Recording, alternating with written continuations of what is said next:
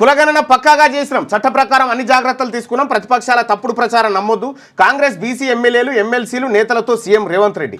BC లీడర్లంతా ఐక్యంగా ఉండి రిజర్వేషన్లు సాధించుకోవాలి, సర్వేలో తప్పు ఎక్కడుందో బీఆర్ఎస్ బీజేపీ నేతలు చెప్పాలి, బట్టగాల్చి మీద వేస్తామంటే సహించేది లేదు, బ్లాక్ వైజ్గా అన్ని వివరాలు ప్రభుత్వం దగ్గర ఉన్నాయి, కోర్టు సమస్యలు రాకుండా పకడ్బందీగా చేపట్టినాం, కేసీఆర్ కేటీఆర్ హరీష్ ఎందుకు వివరాలు ఇస్తలే, వాళ్ళు జనాభా లెక్కల్లో లేరా, రెండో విడత పూర్తి కాగానే కులగణన నివేదికకు చట్టబద్ధత కల్పిస్తాం, బీసీలకు 42% రిజర్వేషన్ల కోసం అసెంబ్లీలో తీర్మానం చేసి కేంద్రానికి పంపుతామని ముఖ్యమంత్రి నిన్న వెల్లడించినటువంటి నిన్న ఆయన చేసినటువంటి వ్యాఖ్యలపైన ఇప్పటిదాకా మనం మాట్లాడుకున్నటువంటి అంశం.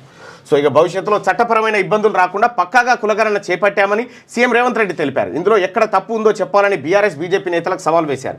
ఎక్కడ తప్పు ఉందో చూపెట్టాలని కేసీఆర్ కేటీఆర్ హరీష్ రావు బండి సంజయ్ కిషన్ రెడ్డికి సూటిగా సవాల్ విసురుతున్నారు. ఉత్తగానే తప్పు అని చెప్తే కుదరదు అని అన్నారు. బీసీలకు ఫలాలు దక్కొద్దనే బీఆర్ఎస్ బీజేపీ నేతలు కులగణనపై కుట్ర పంతున్నాయని, ఇందులో భాగంగానే సర్వేను బుట్ట దాఖలు చేసేందుకు ప్రయత్నిస్తున్నారని ఆయన మండిపడ్డారు. ఎవరు అడ్డం పడినా బీసీల రిజర్వేషన్లు 42% పెంచేందుకు అసెంబ్లీలో తీర్మానం చేసి కేంద్రానికి పంపిస్తామని తేల్చి చెప్పారు. కులగణనపై ప్రతిపక్షాలు తప్పుడు ప్రచారాన్ని గట్టిగా తిప్పికొట్టాలని బీసీ నేతలకు ఆయన సూచించారు.